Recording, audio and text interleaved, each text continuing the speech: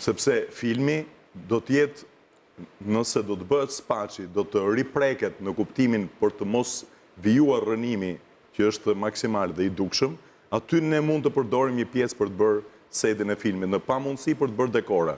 Sepse do të ishte një kryevepër nëse do mundim ta bënim të gjithë spaçin dekor. Do të ishte një shpenzim i jashtëzakonshëm dhe e pamundur të bëhet për kinastët dhe për mundësitë e filmit që ka Shqipëria.